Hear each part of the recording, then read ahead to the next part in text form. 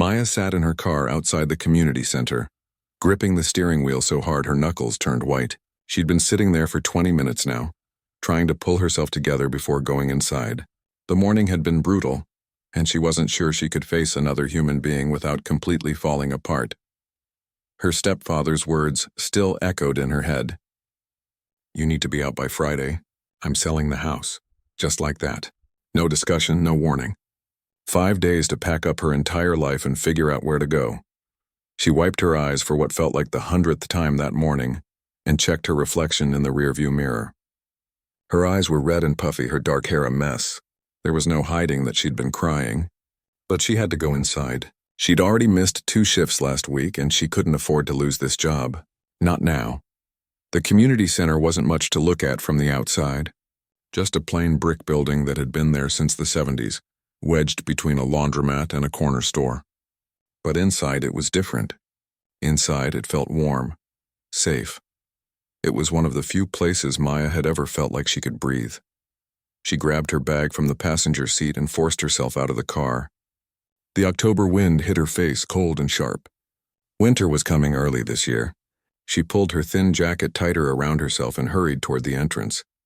The lobby smelled like coffee and old books, a combination Maya had grown to love over the past 6 months. She'd started working here back in April, just a part-time gig helping with after-school programs and weekend events. The pay wasn't great, but the people were kind.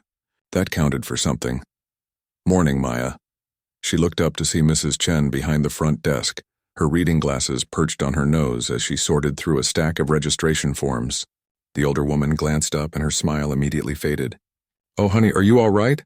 Maya forced a smile that she knew didn't reach her eyes. "I'm fine. Just tired." Mrs. Chen didn't look convinced, but she nodded slowly. "Well, James is looking for you. He's in his office. Said to send you back when you got here."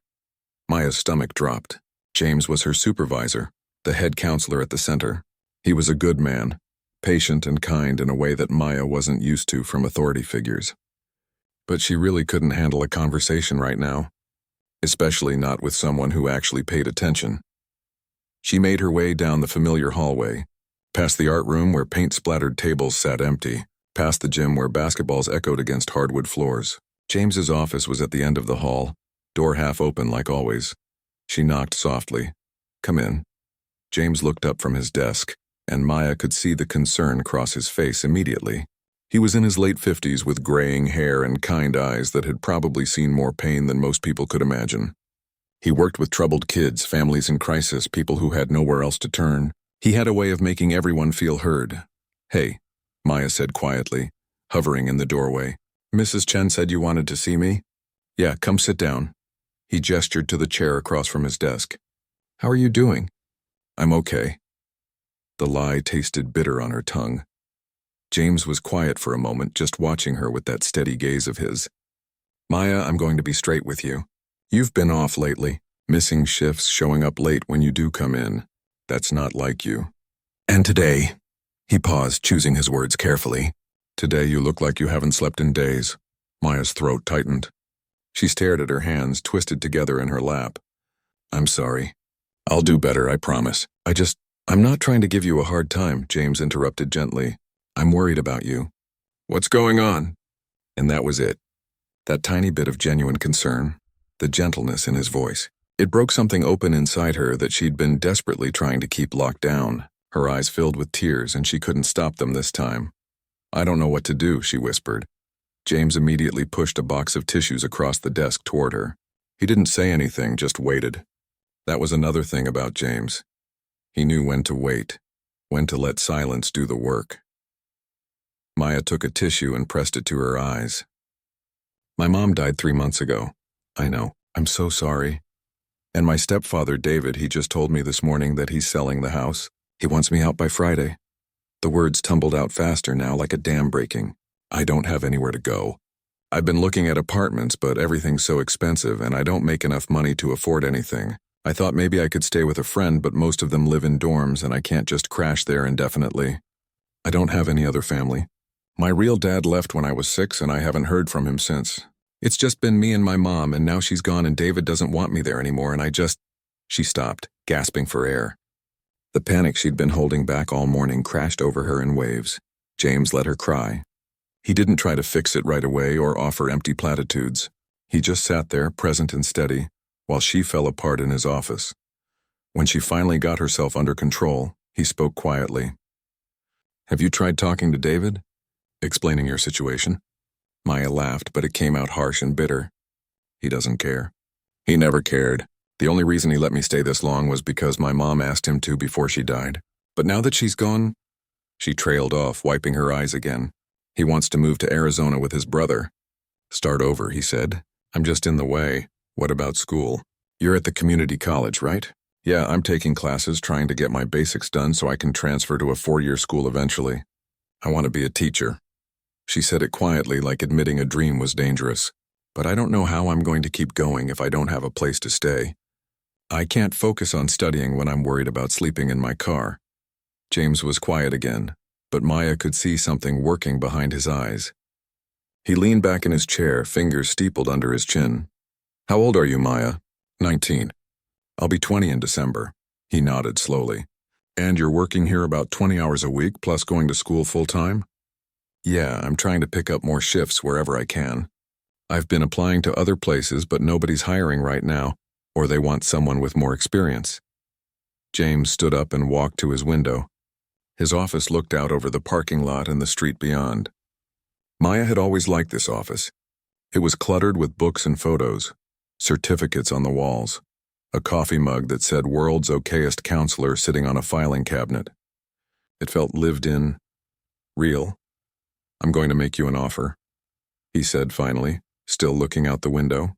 "And I want you to really think about it before you answer. No pressure, no expectations, okay?" Maya's heart was pounding. "Okay," he turned to face her. "My daughter moved to Japan 5 years ago. Teaching English, she loves it there. Before that, my wife passed away. Cancer. It's been just me in the house ever since, and it's too big for one person. Empty." He paused. "There's a bedroom upstairs that used to be my daughter's. It's just sitting there. Has been for years. You could stay there. Temporarily. Just until you get on your feet and figure out your next steps." Maya stared at him. "I what?" "I'm not saying forever. I'm not trying to pressure you into anything. But you need a place to stay, and I have the space. It seems like a practical solution. I can't move in with you." "That's crazy." But even as she said it, Maya felt a desperate hope flickering in her chest. "Why is it crazy? You need help. I'm offering it." James sat back down, his expression serious but kind. "Look, I've been doing this work for a long time. I've seen what happens when young people fall through the cracks. You're a good kid, Maya.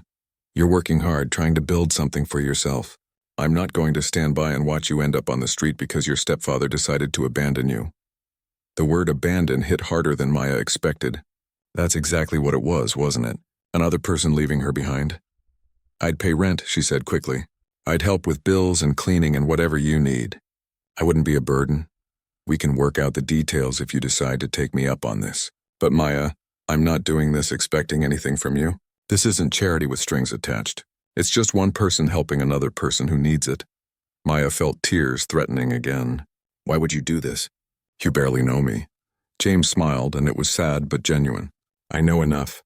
I know you show up early for every shift. I know you're patient with the kids even when they're driving everyone else crazy. I know you're trying to make something of your life despite everything you've been through." "That's enough." They sat in silence for a long moment. Maya could hear the clock ticking on the wall, the distant sound of kids laughing somewhere in the building. Her mind was racing, trying to process what was happening. "I'd need to think about it," she said finally. "Of course. Take all the time you need. But Maya, you said you have to be out by Friday. That's 4 days from now. Just keep that in mind." She nodded, standing up on shaky legs. "Thank you, I mean it. Thank you for even offering. You don't have to thank me. Just think about it, okay?" Maya left his office in a daze. She went through the motions of her shift, setting up for the after-school program, helping kids with homework, cleaning up the art supplies. But her mind was miles away. Could she really do this? Move in with her boss, someone who was practically a stranger? It seemed insane. But what other choice did she have? She'd been searching for apartments for weeks, and everything was either too expensive or already rented. She had exactly $800 in her bank account. That might cover a deposit somewhere if she could find a landlord willing to rent to a 19-year-old with no rental history and barely any income. By the time her shift ended, Maya's head was pounding. She drove home slowly, dreading walking through the door. David's truck was in the driveway. Of course it was. Inside, the house was cold and quiet. Her mother's presence was fading from this place, Maya realized. The photos were already packed away. The smell of her perfume was gone.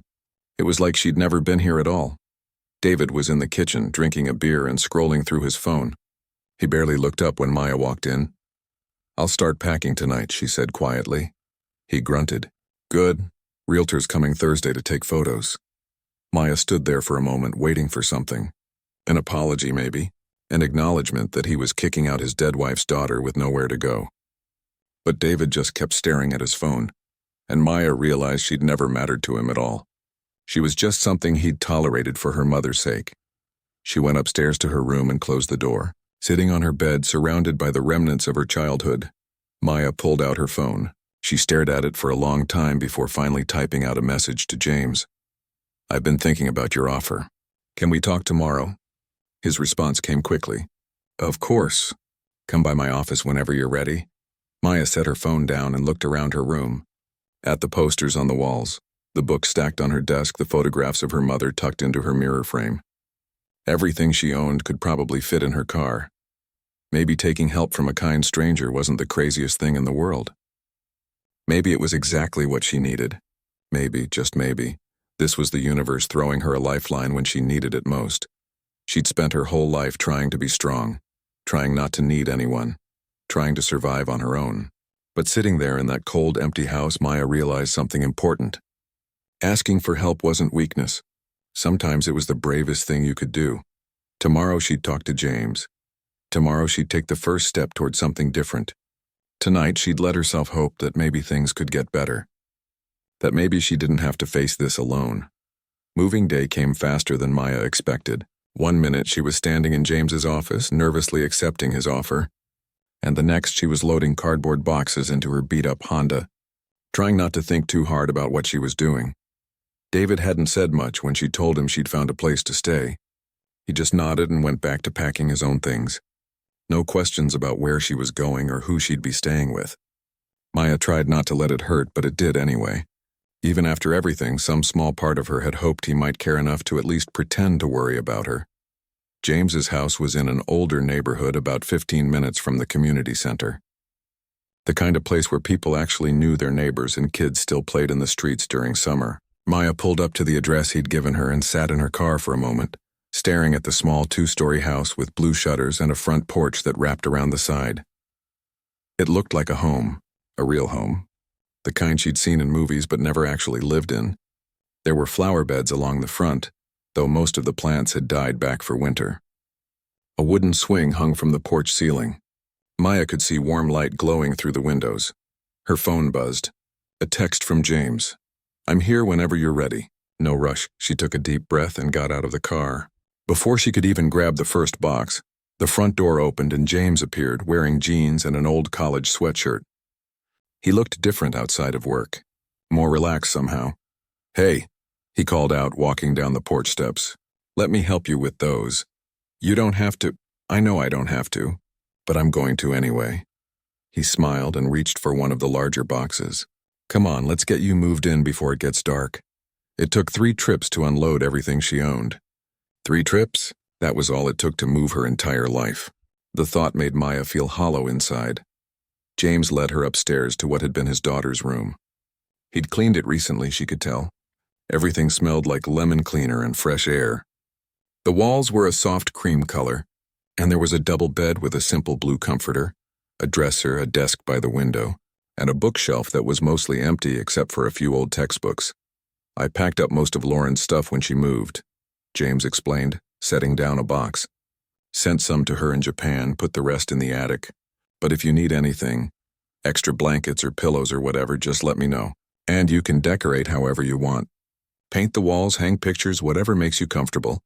Maya nodded, feeling overwhelmed. The room was bigger than her old one. The window looked out over the backyard where she could see a garden that had been well loved once but looked a bit neglected now. The bathroom's right across the hall. James continued. You'll have to share it with me, but I'm usually up early, so we shouldn't get in each other's way too much. Kitchen's downstairs, help yourself to anything in the fridge. I usually cook dinner around 6, and you're welcome to join me or do your own thing, whatever you prefer. Okay. It was all Maya could manage. Her throat felt tight. James must have sensed her anxiety because he gave her a gentle smile. I'll let you get settled. Take your time unpacking. I'll be downstairs if you need anything. After he left, Maya sat on the edge of the bed and looked around. This was real. She was actually here in a stranger's house, about to live with someone she barely knew. What was she thinking? But then she remembered David's cold indifference, remembered the panic of thinking she might end up sleeping in her car, and she forced herself to breathe. This was better. This had to be better. She started unpacking slowly. Clothes in the dresser, books on the shelf, her laptop and school supplies on the desk. She hung the photos of her mother on the wall above the bed, and that small act of making the space hers made everything feel slightly less terrifying. By the time she finished, it was almost 6. Maya could smell something cooking downstairs. Her stomach growled, reminding her that she'd barely eaten all day. She hesitated at the top of the stairs, then forced herself to go down. James was in the kitchen stirring something on the stove. The kitchen was cozy and cluttered in a lived-in way, with mismatched dish towels and a collection of coffee mugs hanging from hooks. A small table sat by the window with 2 chairs. Hope you like spaghetti, James said without turning around. It's nothing fancy, but it's edible. I'm not picky. Maya stood awkwardly in the doorway. Can I help with anything? You can grab plates from that cabinet there, and silverware's in the drawer by the sink. They worked in comfortable silence, setting the table. It felt strange and domestic and oddly normal. When they finally sat down to eat, Maya realized this was the first time in months that she'd had dinner with another person. Since her mom got really sick, most of her meals had been eaten alone, standing at the kitchen counter or hunched over her laptop while studying. So, James said, twirling spaghetti on his fork, tell me about school. What are you studying? Maya relaxed a little. School was safe territory. I'm just doing general education stuff right now at the community college. English, math, history, but I want to transfer to a 4-year school eventually and major in elementary education. I want to be a teacher. That's great. What made you want to teach? She thought about it for a moment. I had this teacher in 5th grade, Mrs. Rodriguez. I was going through a really rough time. My mom was struggling with some stuff and we were moving around a lot and I missed a ton of school. Mrs. Rodriguez never made me feel bad about it. She'd stay after class to help me catch up and she actually listened when I talked. She made me feel like I mattered, you know? Like I was worth the effort. Maya pushed her food around her plate. I want to be that person for some kid who needs it. James nodded slowly. That's a good reason. The best reason, actually. What about your daughter? Lauren, right? What does she do in Japan? She teaches English at a high school in Tokyo. She loves it there. The culture, the food, the whole experience. She's been there 5 years now and keeps extending her contract. He smiled, but there was something sad in it. I miss her, but I'm proud of her for following her dreams. Do you get to visit? I went once, about 3 years ago. It was amazing, but also exhausting. I'm not as young as I used to be. He laughed. She comes home every couple of years for Christmas. Actually, she's supposed to come this December. Maya felt a flash of panic. Oh, I should probably find my own place before then. I don't want to be in the way when she visits. Hey, slow down. We'll figure that out when the time comes. Don't worry about it now. They finished dinner while James told her stories about Lauren growing up, about the time she tried to give their cat a bath and ended up flooding the bathroom, about her disastrous first attempt at driving. His face lit up when he talked about her, and Maya felt a pang of something she couldn't quite name. Envy maybe, or longing. What would it have been like to have a parent who talked about you like that, with such obvious love and pride? That night, lying in her new bed in her new room, Maya stared at the ceiling and tried to process everything. The house was quiet, but not in the cold, empty way David's house had been. This was a peaceful quiet. She could hear James moving around downstairs, the distant sound of water running, the creak of old floorboards. She pulled out her phone and scrolled through social media for a while, seeing photos of people her age at parties, on trips, living normal 19-year-old lives. Their biggest problem seemed to be choosing which filter to use or what to watch on Netflix. Maya had never felt more different from her peers than she did right now. A soft knock on her door made her sit up. "Yeah?" James poked his head in. "Sorry, I just wanted to make sure you had everything you need. Extra blankets are in the hall closet if you get cold. House is old so it can get drafty." "I'm good, thank you." He started to leave, then paused. "Maya, I know this is weird. I know you probably feel out of place and uncomfortable. That's normal. But I want you to know that you're not imposing and you're not a burden. You're allowed to be here. You're allowed to take up space and make noise and just exist. Okay?" Maya felt her eyes getting hot. "Okay. Good night. Good night." The first week was the hardest. Maya felt like she was walking on eggshells, trying to be invisible, trying not to be a bother. She'd slip out early in the morning before James was up, spend the whole day at school or work and come back late, sneaking upstairs to her room with minimal interaction. But James wasn't having it. On the fourth night, he knocked on her door right as she was trying to disappear upstairs. "Dinner's ready, and before you say you already ate, I saw you come in with just a coffee from the gas station. Come eat." So Maya ate, and slowly, painfully slowly, it started to feel less weird. They developed a routine. James cooked dinner most nights, simple stuff like grilled chicken and vegetables or tacos or soup and sandwiches. They'd eat together at the small kitchen table, talking about their days. James told her about the families he was working with at the center, the challenges and small victories.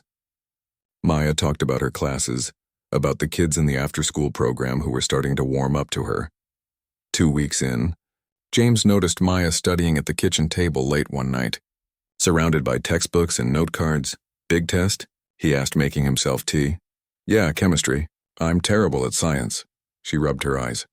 "I've been staring at these formulas for 2 hours and nothing's sticking. Want some help?" "I was a biology major back in the Stone Age." "Really?" "Really. Let me see what you're working on." They spent the next hour going over her study guide, and James had a way of explaining things that actually made sense. He used examples from everyday life, broke down the complex concepts into smaller pieces. By the end, Maya actually felt like she understood it. "How are you so good at this?" she asked. He shrugged. "Teaching's teaching, whether it's science or counseling or life skills. You just have to figure out how someone learns best and meet them there." Maya aced the test 2 days later. She came home excited and found James in the backyard raking leaves. "I got a 92, she called out, waving her test paper. His face broke into a huge grin. "That's amazing. I knew you could do it." It was such a small thing having someone be proud of her. But it hit Maya right in the chest. When was the last time someone had celebrated her success? When had anyone cared about her grades or her achievements? "Thank you," she said quietly, "for helping me study." "Anytime. Really. I mean that." 3 weeks became 4, then 5. Maya started to relax. She'd come downstairs in the mornings in her pajamas instead of getting fully dressed first. She'd leave her books on the coffee table instead of hiding everything in her room. She started to feel less like an intruder and more like a person who actually lived there. One Saturday, James was working in the garden, trying to clean it up before winter really hit. Maya watched him from the kitchen window for a while, then impulsively grabbed a jacket and went outside. "Need help?" He looked surprised but pleased. "Sure, if you want. I'm just pulling out the dead plants and prepping the beds for spring." They worked side by side, and James told her about the garden, how his wife had planted most of it, how she'd spend hours out here every weekend, how after she died he couldn't bring himself to maintain it the same way, but he couldn't let it completely go either. "She loved roses," he said, pointing to a scraggly bush that looked half dead. "That one was her favorite. It's barely hanging on, but I keep hoping it'll come back." "What was she like?" Maya asked softly. "Your wife?" James sat back on his heels, a distant look in his eyes. "She was kind. Really genuinely kind in a way that's rare. She saw the best in everyone. Drove me crazy sometimes because she'd give people second and third and fourth chances even when they didn't deserve it." He smiled. "But she also didn't take any nonsense. If you crossed her or someone she loved, you knew about it. She volunteered at the women's shelter, helped run the food bank, always had someone staying in our guest room who needed a place to crash for a while. She sounds amazing." She was. He looked at Maya. "She would have liked you. Would have been proud of me for offering you a place to stay. That's exactly the kind of thing she'd have done." Maya felt tears prick her eyes. "I wish I could have met her." "Me too." They kept working, and something shifted between them. The wall Maya had been keeping up, trying to maintain some kind of professional distance, started to crumble. This wasn't just her boss giving her a place to crash. This was becoming something more. Something that felt dangerously close to family. That night, James made his famous chili, which he claimed was award-winning, though he refused to say what award. Best chili in this house? Maya guessed. Exactly. It's a very prestigious honor. She laughed and realized she'd been doing that more lately. Laughing, feeling light. The constant knot of anxiety in her chest had started to loosen. After dinner, they ended up watching a movie together, some old comedy that James loved and Maya had never seen. She fell asleep on the couch halfway through, exhausted from the week. When she woke up, there was a blanket draped over her and the TV was off. James had left a note on the coffee table. Didn't want to wake you. Good night. Maya folded the blanket and went upstairs, and for the first time since her mother died, she felt something close to peace. This strange arrangement, this unexpected kindness from a person who owed her nothing, it was changing something fundamental inside her. She was starting to believe that maybe, just maybe, she didn't have to face the world alone anymore. Maybe it was okay to let someone care. Maybe it was okay to stay. November arrived with cold rain and gray skies. Maya had been living with James for almost 2 months now, and the awkwardness had faded into something comfortable. Something that felt almost normal. She'd stopped apologizing every time she used the bathroom or took food from the fridge. She'd stopped hovering in doorways, unsure if she was allowed to exist in shared spaces. The house didn't feel like James's house anymore. It felt like home, and that terrified her. On a Tuesday afternoon, Maya came home from classes to find James in the kitchen with 2 people she'd never met before. An older woman with silver hair pulled back in a bun, and a man about James's age wearing a cardigan that looked like it had seen better days. Maya, James called out when he heard her come in. Perfect timing. Come meet some people. She set her backpack down, suddenly self-conscious. Were these people judging her? Wondering why some random college kid was living in James's house? This is Patricia and Henry, James said warmly. Old friends from way back. Pat, Henry, this is Maya. She's staying with me while she finishes school. Patricia's face lit up. Oh, James has told us all about you. It's so nice to finally meet you. Nice to meet you too, Maya said quietly.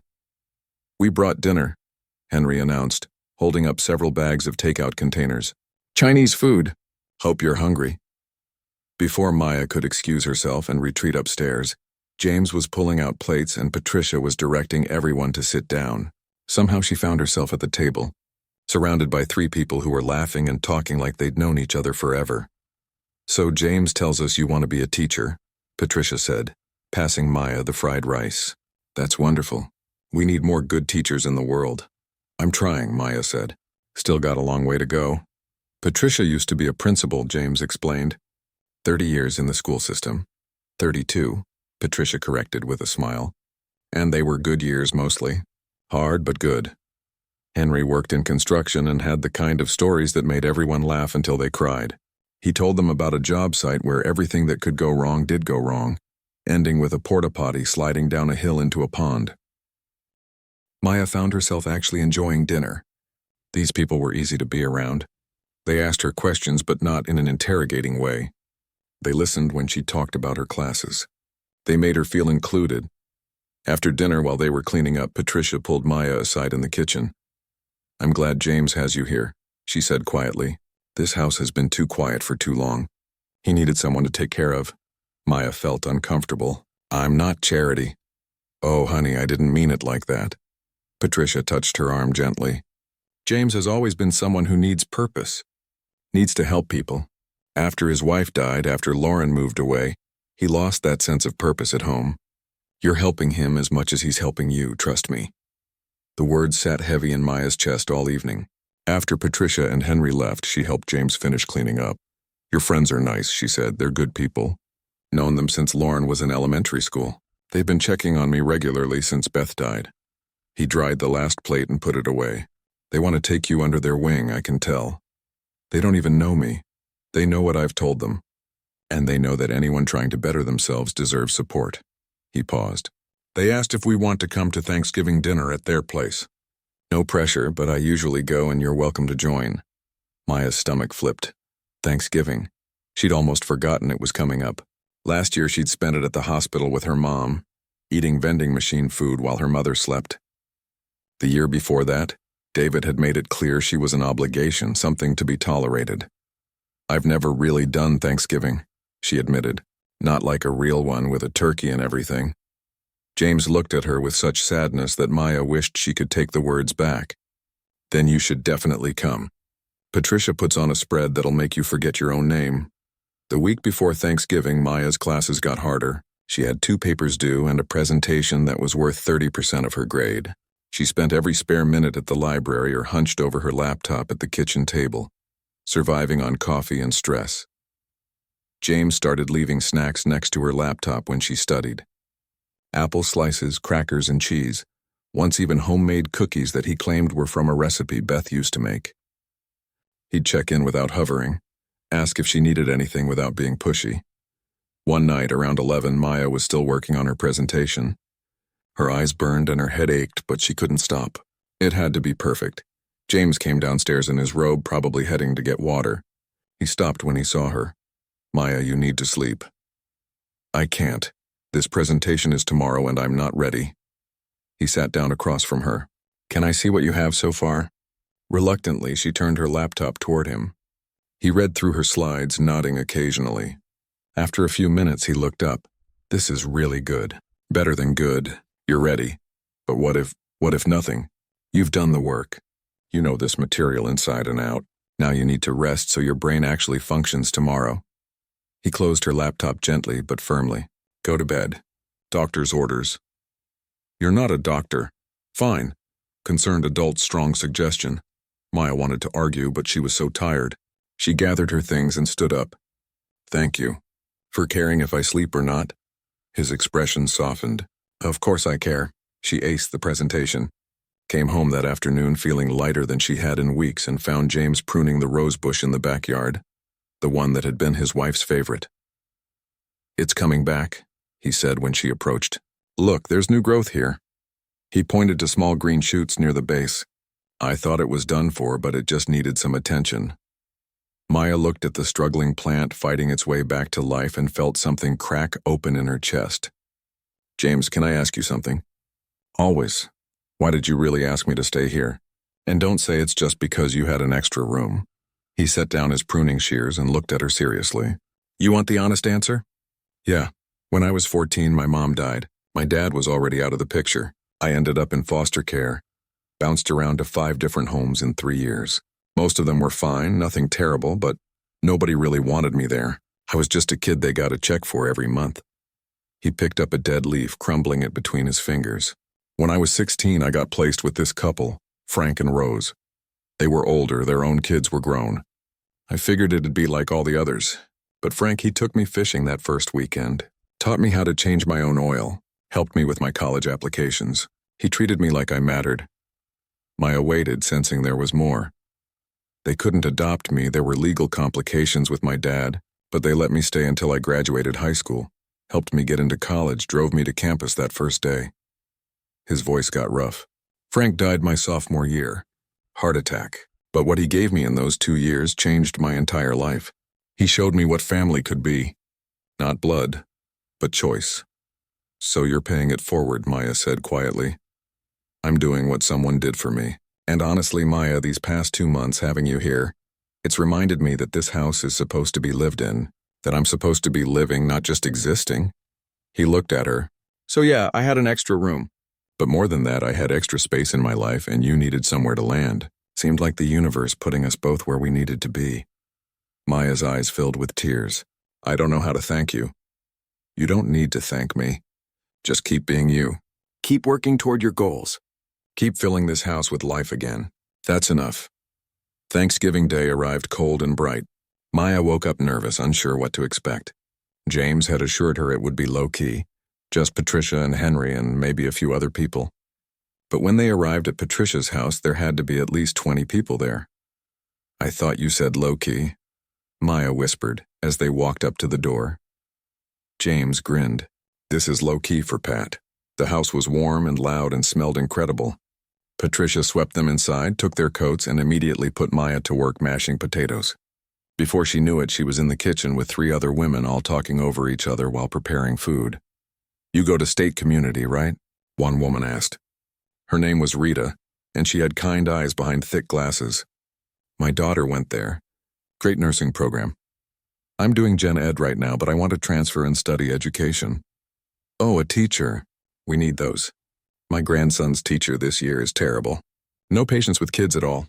Maya found herself relaxing. These people weren't judging her. They weren't asking invasive questions about why she was living with James. They just included her like she belonged there. When dinner was finally ready, they all crowded around a table that had been extended to fit everyone. Patricia said grace, thanking God for family and friends and second chances. Maya felt James squeeze her shoulder gently. The food was incredible. Turkey and stuffing and sweet potatoes and green bean casserole and rolls and pie. Maya couldn't remember the last time she'd eaten like this. Maybe never. Halfway through dinner, Henry stood up with his wine glass. "I want to make a toast. To old friends and new ones. To the people who show up when times are hard. And to the courage it takes to accept help when we need it." Everyone raised their glasses. Maya's hand shook slightly as she lifted hers.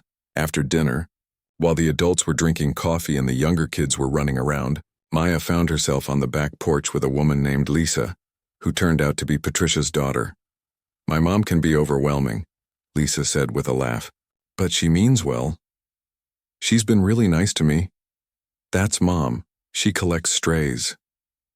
Lisa must have seen Maya's face because she quickly added, "I don't mean that in a bad way. I mean she sees people who need help and she helps. Always has. Half the people in there she's helped at some point. Got Henry's son a job when he was struggling. Let my family live with her for 6 months when my husband lost his job. That's just who she is." Maya looked through the window at all the people inside, laughing and talking. "I'm not used to this. People being kind without wanting something back. Get used to it. You're part of the family now, whether you like it or not." On the drive home, Maya stared out the window at the houses decorated with Christmas lights. Some people already had their trees up even though it wasn't even December yet. "Thank you for bringing me today," she said. "That was the best Thanksgiving I've ever had." "First of many," James said. "Patricia already told me you're invited to every holiday from now on. And trust me, she doesn't take no for an answer." Maya smiled. "I'm starting to figure that out." That night, lying in bed full of good food and surrounded by the quiet peace of the house, Maya realized something that both thrilled and terrified her. She was happy.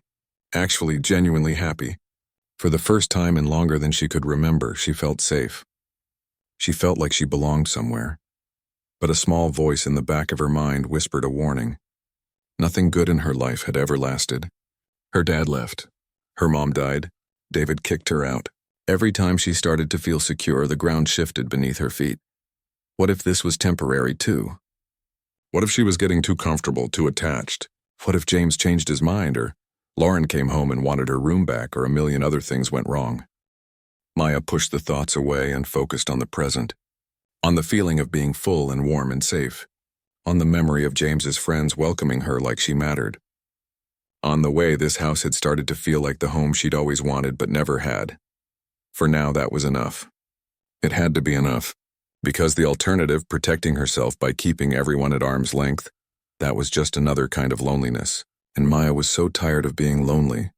She pulled the blanket up to her chin and let herself imagine a future where this lasted, where she finished school and James came to her graduation, where she got her first teaching job and called him to celebrate, where holidays meant Patricia's dining room and Henry's terrible jokes and being surrounded by people who chose to love her. It was a dangerous dream. But maybe, just maybe, it was one worth believing in. December came in with a vengeance, bringing snow that turned the whole neighborhood into something from a postcard. Maya had just finished her last exam before winter break and was walking out of the building when her phone rang. A number she didn't recognize, but with an area code she knew too well. She almost didn't answer, but something made her thumb hit the green button. "Hello? Maya, it's David." Her stomach dropped. She hadn't heard from her stepfather since she'd moved out almost 3 months ago. Not a single text or call to check if she was alive. "What do you want?" That's no way to greet family. His voice had that edge to it, the one that used to make her mother shrink back. "I wanted to see how you're doing. Maya stood in the cold parking lot watching her breath cloud in the air. I'm fine. Is that all? Actually, no. I've been thinking. I made a mistake, Maya. Asking you to leave like that right after your mom died. It wasn't right. She waited, sensing there was more. The thing is, the sale fell through on the house, and Arizona didn't work out like I thought. My brother and I, we had a falling out. He paused. I'm back in town. Back in the house. And I was thinking maybe you should come back too. We're family after all. Maya's heart was racing. You kicked me out, David. You didn't care where I went or what happened to me. I know. I was dealing with my own grief, wasn't thinking straight. But we should stick together, don't you think? Honor your mother's memory by being there for each other. There it was. The manipulation wrapped up in pretty words. Maya had heard it her whole life. The way David would use her mother's love to get what he wanted. Why now? She asked. Why do you suddenly care? I told you I realized I made a mistake. No, the real reason. Silence on the other end. Then a sigh. Look, things are tight right now. I could use some help with the mortgage and bills. And you're working, going to school. It would make sense for us to split costs. There it was. He didn't want her back. He wanted her paycheck. I have to go, Maya said. Maya, wait. Just think about it, okay? You belong here. This was your mother's house. Don't you want to be where she was? The words hit harder than she expected. Your mother's house. The place where her mom had laughed and cried and lived and died. The place filled with memories. I'll think about it, she heard herself say. She hung up and stood there shaking and not from the cold. After everything, after finding stability and safety and something like happiness, here was David pulling her back toward the past. Maya drove home on autopilot. Home. When had she started thinking of James's house as home? The realization made her chest tight. James was in the kitchen when she walked in, preparing dinner like he did most nights. He took one look at her face and set down his knife. What happened? Maya told him everything. About David's call, about him wanting her to move back, about the guilt and confusion swirling in her head. Do you want to go back? James asked carefully when she finished. I don't know. Part of me thinks I should at least consider it. He's right. The house was my mom's. Maybe I owe it to her to try to make things work with him. Maya. James pulled out a chair and sat down across from her. You don't owe him anything. He made his choice when he told you to leave. A man who really cared about you wouldn't have let you walk out that door with nowhere to go. But he's family. He's the only connection I have left to my mom. A house is just a building. Your mom lives in your memories and who you are and the way you treat other people. You don't need David or that house to keep her close. He paused. But this is your decision. If you want to give him another chance, I understand. Just be honest with yourself about why you're doing it. Maya spent the next 3 days in turmoil. David called twice more, each time sounding more desperate and a little more angry. He'd ask her to come over just to talk, just to see the house again. She kept putting him off, but the pressure was building. She tried to imagine moving back, sleeping in her old room, walking past the spot where her mother took her last breath, dealing with David's moods and demands. The thought made her feel sick, but then she'd feel guilty. What kind of daughter abandoned her mother's house? What kind of person refused to help family when they needed it? On Saturday morning, Maya came downstairs to find James packing boxes in the living room. Her heart stopped. What are you doing? He looked up confused. What do you mean? These are Christmas decorations. I always put them up the first weekend of December. He must have seen the panic on her face because his expression softened. Maya, what's wrong? I thought you were packing. I thought maybe you'd changed your mind about me staying. James set down the box and walked over to her. I haven't changed my mind. This is your home for as long as you need it. I thought we'd established that. I just keep waiting for it to fall apart. For you to realize I'm too much trouble or that you want your space back or... Stop, look at me. He waited until she met his eyes. I'm not going anywhere. You're not going anywhere unless you choose to. Whatever you're feeling, whatever David is putting in your head, it doesn't change the fact that you have a place here. Maya felt tears spilling down her cheeks. I'm so tired of feeling like I have to choose. Like I'm betraying someone no matter what I do. Then maybe stop thinking about what you owe other people and start thinking about what you need. What do you want, Maya? Not what David wants, not what you think you should want. What do you actually want? She knew the answer immediately, had known it all along. I want to stay here with you. I want to finish school and have dinners at the kitchen table and see Patricia at Christmas and have this be my life. Then stay. But David, can figure out his own problems. You are not responsible for rescuing him, especially not when he threw you away the first chance he got. Maya wiped her eyes. How do I tell him no? However you need to. But I'll be here when you do. That afternoon, Maya called David back. Her hands were shaking so badly she almost dropped the phone. I've thought about your offer, she said when he answered. And I'm not coming back. Maya, don't be stupid. You can't just, I can and I am. I found a place where I'm actually wanted, not just tolerated. Where someone cares if I eat dinner or pass my tests or have a safe place to sleep. You were never that person, David, not even close. This is about that guy, isn't it? Your boss? You're choosing a stranger over family? He's not a stranger, and you were never really family, not in any way that mattered. Mom asked you to take care of me and you couldn't wait to get rid of me the second she was gone. You ungrateful little... Maya hung up. Then she blocked his number. Her whole body was trembling, but she felt lighter somehow. Free. James appeared in the doorway. How do you feel? Terrified, but good. Is that weird? Not even a little bit. They spent the rest of the day decorating for Christmas. James had boxes and boxes of ornaments, each one with a story. This one Lauren made in 3rd grade. That one Beth bought on their honeymoon. This string of lights that never worked quite right, but they kept anyway because it felt like giving up to throw them away. Maya handled each decoration carefully, listening to James's stories, watching his face light up with memories. He wasn't trying to recreate the past or pretend Beth and Lauren were there. He was just letting Maya into his history, making space for her in this ongoing story of his life. They put up the tree together, an artificial one that James admitted was probably older than Maya.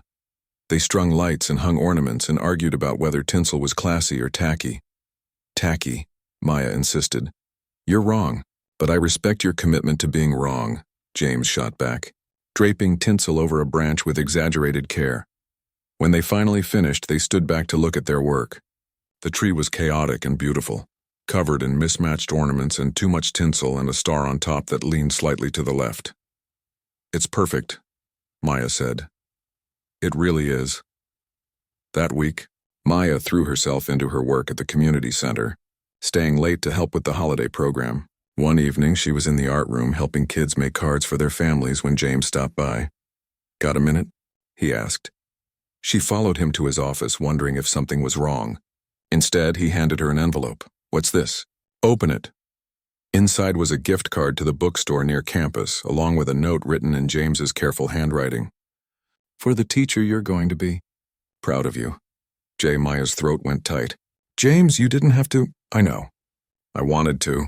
You've worked so hard this semester, and I wanted you to know that someone notices. Someone's proud of you.